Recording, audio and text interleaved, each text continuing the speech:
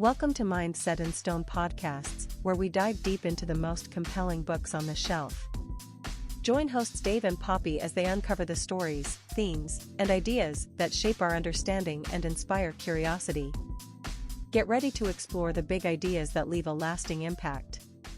Let's get started. Welcome to the Mind Set in Stone podcast. I am so glad you're here today. I want you to just take a second and imagine that you are 90 years old. Right. Picture it. You wake up and nothing hurts. You get out of bed with total ease. You go for a vigorous hike. You get down on the floor to play with your great-grandkids, and you carry your own groceries into the house. It sounds like a dream for most people, honestly. It does. But you aren't just surviving your 9th decade on Earth, You are actively, vibrantly thriving. And that is the mission of today's deep dive. We are exploring a revolutionary approach to aging, health, and living better for longer. And it's based entirely on Peter Attia's book, Outlive, The Science and Art of Longevity. Yeah, and the goal today is to give you a shortcut to understanding how to proactively extend not just your lifespan, but what the author calls your health span. Exactly. Okay, let's unpack this, because the way we currently approach our health is fundamentally broken if that thriving 90-year-old future is the goal. It really is. It requires a complete paradigm shift. To understand how to live longer and better, we first have to understand why the medical system we currently rely on is, well, it's actually designed to fail us in the long run. Yeah, and the author illustrates this so well with a recurring nightmare he had when he was a surgical resident at Johns Hopkins. The way this dream is described in the text is just visceral. He dreams he is standing on a sidewalk in this dense, dirty city, and he's holding a padded basket. Right. And every few seconds, an egg drops from the sky, whizzing down at him, and he's frantically running around like an outfielder trying to catch them. But there are just too many of them. Way too fast. They are smashing on the pavement, splattering yellow yolk all over his medical scrubs. And he feels totally helpless. He's wondering, where are all these eggs coming from? Because logically, there has to be a guy at the top of the building throwing them. Exactly. But he is so desperately busy catching the falling eggs, he literally cannot step away to go up to the roof and stop the guy. And that dream, it was a manifestation of his real-world experience as a surgical oncologist. He was performing a procedure called the Whipple, which is it's an incredibly complex, dangerous surgery for pancreatic cancer. Right, highly specialized. But the tragic reality was that by the time the patients got to his operating table, the cancer was already so advanced. Even if the surgery was a technical masterpiece, even if he caught the egg, so to speak, the patient's odds of long-term survival were just minimal. The disease had simply been progressing for too long. It's like taking your car to the mechanic only after the engine literally explodes on the highway. Yeah, exactly. You're forcing the mechanic to attempt a total engine rebuild from a pile of melted scrap metal, rather than just changing the oil and checking the belts every few thousand miles over the last decade. That's the perfect way to look at it. And what's fascinating here is the distinction between what the book calls Medicine 2.0 and Medicine 3.0. Right. We are currently living in the era of Medicine 2.0. And to be fair, it is an absolute marvel of human engineering when it comes to combating fast death. Fast death, meaning like trauma and acute infections. Yes. If you get a severe bacterial infection, or if you are in a horrific car crash and your femur is shattered, Medicine 2.0 will do everything scientifically possible to save your life, and it will likely succeed. Which is amazing. It is, but it struggles massively with slow death. Right. The slow death driven by what the author calls the four horsemen. That's cardiovascular disease, cancer, neurodegenerative disease like Alzheimer's, and type 2 diabetes. Exactly. Medicine 2.0 waits until the eggs are already dropping before it intervenes with those specific diseases.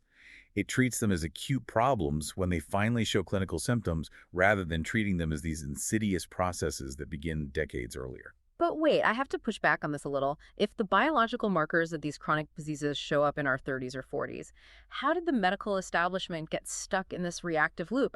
Doctors aren't foolish. Why are they waiting for the engine to explode? It fundamentally comes down to how our healthcare system defines disease and treatment thresholds. It relies on a binary system, so you are either officially healthy or you are sick. There's no in between. Right.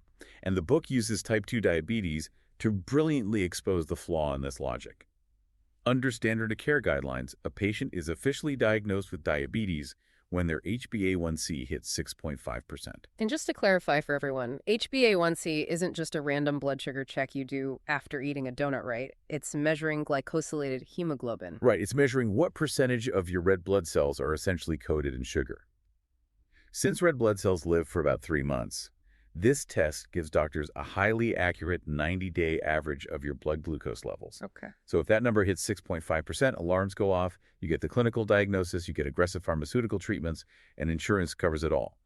But what if your test comes back at 6.4%? Just 1/10 of a point lower. It's just 1/10. Clinically, you do not have diabetes, you have prediabetes. And the standard medical recommendation at that stage is essentially just vague lifestyle advice. Exercise more, and a suggestion to monitor it again next year. You're sent back out into the world to wait until you cross that magical 6.5 threshold so the system can finally treat it as a disease. So they are literally waiting for the kitchen to be fully engulfed in flames before they authorize you to use the fire extinguisher. Precisely. Medicine 3.0 flips this entirely on its head. It argues that an HbA1c of 6.4% is already a blazing 5-alarm fire. Metabolic dysfunction is a continuous spectrum. It's not a binary switch flipped on your 50th birthday. Which means we can't afford to be passive passengers on the ship of our own health, just waiting for our annual checkup to see if the doctor gives us a clinical label. No, absolutely not. We have to become the active captain of the ship. We need to be on iceberg duty, looking far over the horizon, demanding a closer look at our metabolic markers, and tracking our own data long before disease officially takes root. Yeah, that is your first practical takeaway right there. Don't wait for your doctor to flag something as an emergency. Ask for advanced blood panels in your 30s and 40s. Start tracking your glucose with the monitor just to see how your body reacts to food. Be the captain. Right. And that transition from passive passenger to active captain requires a completely new strategy. To figure out what that strategy should look like, the author turned his attention to the ultimate winners of the aging game, which are centenarians. The rare folks who make it to 100 years old or more. Yeah, and here's where it gets really interesting. There's this tragic Greek myth mentioned in the sources that I think perfectly frames why centenarians are so important to study. It's the myth of Tithonus. He was a mortal man who fell in love with a goddess. He asked the gods for eternal life, and they granted his wish, but he forgot to ask for eternal youth. A pretty massive oversight. Huge mistake. So he didn't die, but he just kept aging. His body decayed, his mind faded, and he spent eternity as a frail, babbling husk. It perfectly illustrates the massive difference between lifespan, your raw chronological years on Earth, and healthspan, which is the physical, cognitive, and emotional quality of those years.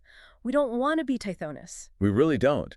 And that is what makes the biological data on centenarians so compelling. When researchers study them, they find a fascinating truth. Centenarians don't possess some magical shield that makes them immune to the 4 horsemen. Wait, really? Yeah, they typically die from the exact same diseases the rest of us do. Heart disease, cancer. The critical difference is the timeline. They delay the onset of those diseases by decades. Since aging is literally biological entropy breaking us down, and I don't have those centenarian genes, how can I possibly mimic their timeline? Through a deeply intentional strategy, paired with relentless tactics. The book uses an analogy from the boxing world to explain this. The rumble in the jungle between Muhammad Ali and George Foreman. If Ali just walked into the center of the ring and traded blows, which is merely a tactic, he would have been knocked out in the first round. Right. Foreman was a monster. Exactly. Instead, Ali had a master strategy. He knew Foreman was hot-headed and lacked endurance. Ali's overall objective was to win the fight. His strategy was to exhaust Foreman. His tactic was the legendary rope-a-dope, leaning back on the ropes, protecting his head, and letting Foreman punch himself into utter exhaustion. So if we map that onto our lives, our objective is maximizing our health span and delaying death. Time and biological entropy are George Foreman. They are undefeated, heavy hitters, and we need a strategy to outlast them. Right. And if we connect this to the bigger picture, to execute that strategy, the author introduces an incredibly practical framework called the centenarian decathlon. I love this concept. It completely rewires how you plan for old age. Think of the 10 most important physical tasks you want to be able to do at age 80 or 90. Okay. Do you want to be able to hike 2 miles on a dirt trail? Pick up a 30-pound grandchild. Get up off the floor using only one arm for support. Lift a heavy suitcase into an overhead bin. You define your 10 events, and you start training for those specific events right now, today. Okay, I have to push back on this a little, though. The decathlon, this sounds totally exhausting. If I'm lucky enough to make it to 85, I kind of just want to relax. I want to sit on a porch, read some books, and enjoy my retirement. I don't want to be training in the gym like I'm trying to qualify for the Olympics of aging. Is he really saying we need to be athletes in our 80s? It's a completely fair reaction, but it misses the biological reality of what aging actually does to the human body. Sitting on the porch without chronic pain requires physical capacity. Getting out of a deep armchair requires significant leg strength. That's true. The reason we have to train like athletes now is because of a process called sarcopenia, which is the natural loss of muscle mass and strength as we age. Starting around age 30, we lose anywhere from 3 to 8% of our muscle mass per decade, and that rate accelerates rapidly after 60. So you are fighting a massive biological headwind. Exactly. Here's your second practical takeaway. Sit down and physically write out your centenarian decathlon. If you want to be able to pick up a 30-pound grandchild at age 80, you have to factor in the decades of muscle loss between now and then. Right, you can't just aim for 30 pounds now. Exactly. That means in your 40s and 50s, you need the strength capacity to pick up 50 or 60 pounds, just to give yourself the buffer to survive the entropy. If you don't build that massive foundation now, entropy will steal those baseline abilities from you, and you won't even be able to get out of the porch chair. Which brings us to the actual tactics. If the strategy is the centenarian decathlon, how do we train for it? And the answer in the source material is unequivocal. The most potent longevity drug in the world isn't found in a pharmacy, and it's not a biohacking supplement. Nope. It is exercise. The data on this is staggering. Exercise completely outperforms any pill or medical intervention for extending lifespan and preserving cognitive function.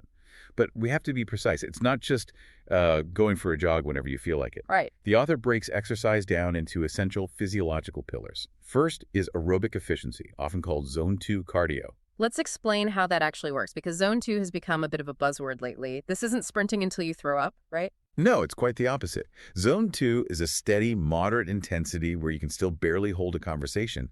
Biologically, this specific intensity is magical because it stimulates your mitochondria, the powerhouses of your cells. Okay.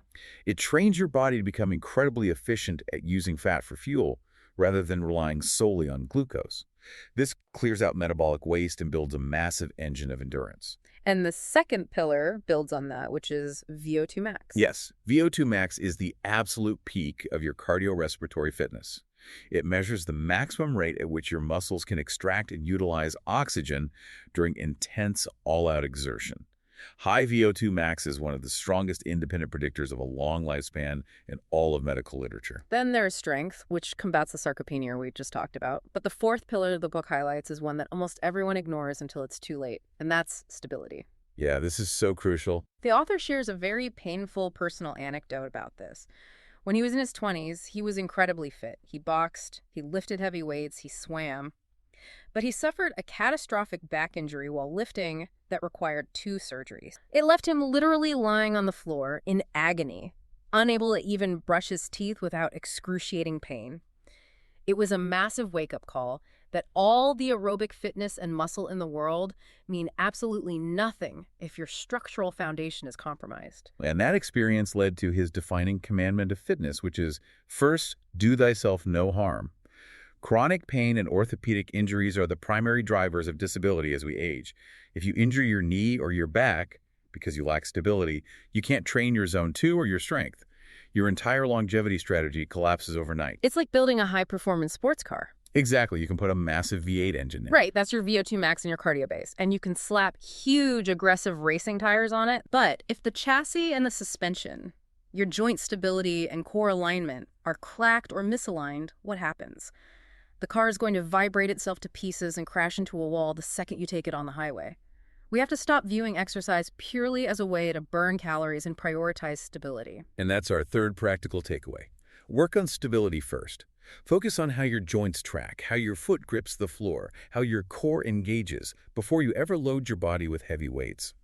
Try incorporating targeted mobility work or Pilates to build that chassis. And once that chassis is strong, we add the strength, right? Which is our fourth takeaway. Yes. Building muscle isn't just about looking good in a t-shirt. Muscle is your metabolic sink. When you eat carbohydrates, muscle is where your body stores the glucose. That makes sense. The more muscle you have, the better your body handles blood sugar, which directly protects you against type 2 diabetes. Furthermore, pulling heavy weights forces your bones to adapt, increasing your bone density. Muscle and bone density act as literal physical armor against the frailty and fatal falls that plague older adults. So, lift heavy things safely. Do squats, farmer's carries, deadlifts. Build the armor. So we build the armor, but you can't out-train a terrible foundation in the other hours of the day. No, you really can't. The book provides a striking personal story that proves you can be incredibly fit but internally sick. Well, the author describes a day in 2009 standing on Catalina Island. He had just successfully swum 21 miles across the open ocean from Los Angeles. This is just a jaw-dropping feat of endurance. Right. So he is standing on the beach, eating a cheeseburger, feeling like Superman. He looks at himself and realizes he has a full-fledged dad bod. He's 50 pounds over his boxing weight, squeezing into size 36 pants. But the cosmetic side wasn't even the scary part. He pulls his blood work, and despite swimming for 14 hours a day and exercising fanatically, he was pre-diabetic, severely insulin-resistant, and his testosterone was in the bottom 5th percentile for his age. He was the classic example of someone trying to use a massive engine to outrun a bad metabolic chassis. When he analyzed his data, he realized his internal disaster stemmed from two major tactical failures, which were profound sleep deprivation and poor nutritional biochemistry. Let's dig into the sleep aspect, because I think a lot of high achievers wear their lack of sleep as a badge of honor. How does a lack of sleep actively make a 21-mile swimmer pre-diabetic? It really comes down to hormones in the nervous system. Sleep is not a luxury, right? It is a critical biological maintenance window. When you chronically restrict sleep, your body perceives it as a threat. Like a predator is chasing you. Exactly. It activates your sympathetic nervous system, your fight-or-flight response. This triggers a massive spike in cortisol, your primary stress hormone. High cortisol levels tell your body to pump glucose into your bloodstream to fight the imaginary threat, while simultaneously making your cells highly resistant to insulin. So, just by cutting your sleep short, you are actively driving your body into a state of metabolic dysfunction, regardless of how many miles you swim. So sleep is the ultimate metabolic regulator. That gives us our 5th practical takeaway. Protect your sleep environment like your life depends on it. Keep your room cool and prioritize 7 to 8 hours. Don't compromise on that maintenance window. Right. And what about the nutrition side? He was eating whatever he wanted because he was burning so many calories. Yeah, and he had to shift his entire nutritional framework. Instead of arguing over trendy tribal diets like keto or veganism, he moved to what he calls Nutrition 3.0. Which strips away the dogma and focuses entirely on individual biochemistry and continuous feedback. Meaning, using tools like a continuous glucose monitor to see exactly how a bowl of oatmeal spikes your specific blood sugar, rather than just reading an article about whether oatmeal is generally good or bad. Exactly. You use data to dictate your diet. And the universal rule across Nutrition 3.0 and our 6th practical takeaway is prioritizing adequate protein intake. Because of the muscle armor. Yes. If we're going to fight sarcopenia and maintain that physical armor of muscle mass we talked about earlier, your body needs the raw amino acids to continuously rebuild that tissue. Start actually tracking your macros for a few days to see if you are hitting your protein targets. Most people aren't. Okay, so we've covered the physical domains: exercise, sleep, nutrition. But there is one final tactical domain in the book, and honestly, the tone of the entire text shifts dramatically here. The author goes through a severe personal crisis, where his obsession with health optimization and his internal emotional struggles nearly cost him his marriage and his family. It's a very raw admission. He realizes that striving for all this physical health is entirely meaningless if emotional health is ignored. He recounts a conversation with a renowned therapist, Esther Perel, that completely stopped him in his tracks. I remember this part. This raises an important question, she asked him. Why would you want to live longer if you're so unhappy? It's a total gut punch. The sheer irony of dedicating your entire existence to extending human lifespan while putting zero energy into suffering less emotionally during those years. And it's not just about feeling sad. Emotional suffering like chronic stress, unresolved trauma, isolation, anger, it has a profound biological toll. When you are constantly in a state of emotional turmoil, your nervous system is trapped in that same sympathetic fight-or-flight state we discussed with sleep deprivation. Cortisol again. Yes. Chronic emotional stress floods your body with inflammatory cytokines and cortisol. Over time, that physiological load can decimate your cardiovascular system and immune response just as surely as a pack of cigarettes a day. But how do we actually address this? It feels like emotional health is the hardest domain to hack. I can strap a monitor to my arm to track my glucose. I can measure my VO2 max on a treadmill. I can weigh my protein on a scale. How on earth do I track or measure my emotional health? You measure it through the quality of your relationships, your emotional resilience in the face of setbacks, and your internal monologue. The book argues that emotional health requires the exact same proactive, rigorous medicine 3.0 intervention as cardiovascular disease. You can't just ignore it. Right. You don't wait for a total psychological breakdown to start working on it, just like you don't wait for a heart attack to start exercising. You go to therapy to understand your triggers. You practice mindfulness to learn how to regulate your nervous system. You actively repair fractured relationships. You have to do the grueling daily work of unbecoming the toxic reactive habits you've built up over a lifetime. Which brings us to our 7th practical takeaway. Actively audit your emotional health today. Reach out to a therapist, start a daily gratitude journal, or sit down and have a hard, vulnerable conversation with a loved one you've been avoiding. Treat your emotional health with the exact same rigor as your gym routine. And that brings us to what I think is the most powerful realization of this entire framework. We spend so much time worrying that our modern physical environment is toxic to our ancient biology. We worry about processed foods, sedentary desk jobs, microplastics in our water, and those things are harmful. Very harmful. But perhaps the most toxic element of all in our modern world is our profound sense of isolation. If loneliness, lack of purpose, and emotional misery are literally biological toxins that accelerate the 4 horsemen, then maybe the very first step in your centenarian decathlon shouldn't be joining a gym. Maybe you should be calling an old friend, apologizing for a past mistake, or finally finding a community that gives you purpose. How are you changing your environment today? That is an incredibly profound place to land. Let's pull all of this together. We've covered a massive amount of ground today. We learned that to truly outlive our life expectancy, we have to completely abandon the reactive medicine 2.0 mindset. Stop waiting for the eggs to fall. Right. We have to stop frantically catching the falling eggs and finally go to the top of the building to stop the source. We need to define our own centenarian decathlon so we can build the muscular armor and the aerobic engine to survive biological entropy. We have to treat sleep as a non-negotiable metabolic shield and tune our nutrition based on our actual data, not dietary dogma. And wrap it all in emotional health. Yes. Anchoring our lives with rigorous daily attention to our emotional health, because living a longer life is only a victory if you are actually capable of enjoying the life you've saved. The science provides us with a roadmap, but the art of longevity is entirely in how you choose to implement it every single day. So before we sign off, I have a challenge for you, the listener. Think back to that centenarian decathlon. Your reflection prompt for today is this. Pick just one physical task you want to be able to perform effortlessly at age 80. Maybe it's carrying heavy groceries or getting up off the floor without using your hands. Figure out what stability and strength are required to do it and start building that specific foundation this week. Take control. Exactly. Be the active captain of your ship. Thank you so much for tuning in to the Mindset in Stone podcast, and we will see you on the next deep dive. We hope you're leaving with fresh insights and a spark of inspiration. Remember to subscribe, leave a review, and check back for more episodes as we dive into new worlds of thought, one book at a time. Until then, keep your mind set in stone and your curiosity open.